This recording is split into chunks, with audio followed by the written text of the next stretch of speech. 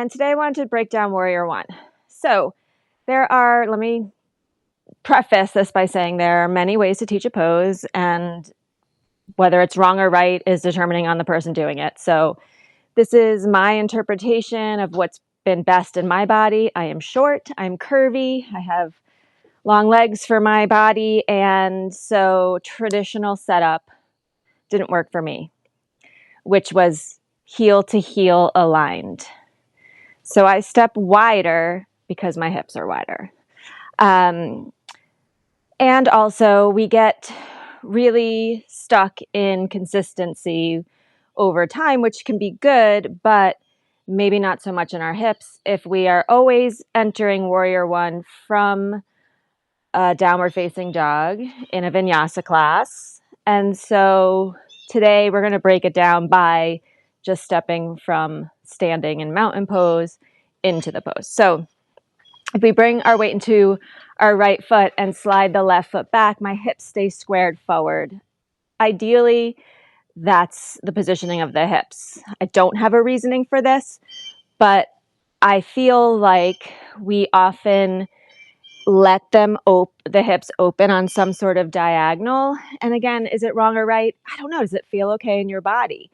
I'm looking for hip alignment based off of a tradition of our hips should be squaring forward to the front of the mat. And again, I don't know why, but when we do, and we set up the foundation to support that, articulating the joint, I think that what we're doing is good work for the ball and socket of the hips, for deep intrinsic strength and creating more functional range of motion over time, as opposed to allowing the hips to do whatever they need to do with a traditional foot foundation that may or may not be working for your hips. Does that make sense? So I step my foot back to where I can anchor the heel down and back and the pinky edge and lift my arch. My toes aren't too far open that it opens the hip. It's not too far closed where it hurts my knee. So find that angle. I just walked my right foot wider because I felt out of balance. So now my feet are somewhat hips width distance. Keeping my hips forward, I can then scooch forward and lunge in more and more and more and more and more and more. But when I first started doing Warrior One with my hips, with the focus on my hips, my stance was much shorter because that was the range of motion I had. So there's my point. Doing it this way over time gave me more functional mobility deep in the hips to focus on my hips facing forward. Now, is it wrong to keep your feet at the long lunge distance and do Warrior One with your hips somewhat open? That is for you to decide. For me, it is. It's not comfortable. It's not something that I'm wanting to allow in my practice. So that's your choice. So shorter stance, maybe wider, hips, bones, as is points, both facing forward. Sure, the further your feet get away from each other, the further the left hip, might be behind, but it's not open to the side. Make sense? Okay.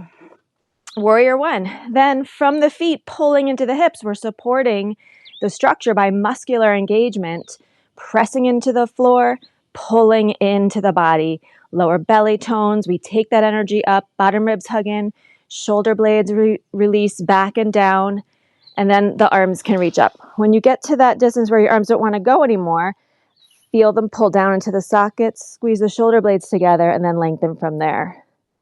Here's Warrior One. Maybe the hands come together. Maybe you open a little back bend and look up, like the Ashtanga tradition. Maybe you take it into a cactus. My bicep tendon's a little stuck here these days. Thank you, menopause.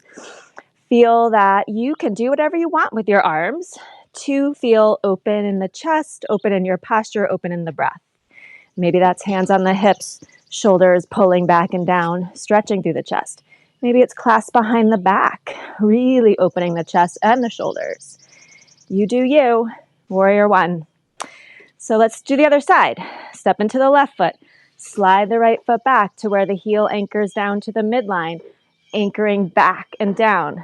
Getting swarmed by flies now. Step into the distance that feels strong, keeps the hips facing forward, and getting into the depth of your lunge without going too far forward of the ankle. From the feet, pull in, hug the lower belly. From the lower belly, draw all the way up, expand your pose wherever you want. You got some bird fight action going on here.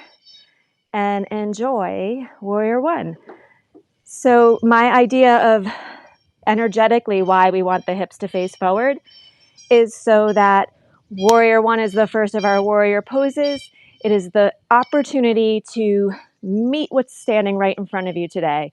Show up as your warrior as you face dead on whatever challenge is presenting itself. So tap into your warriors, my friend, and I'll see you next time.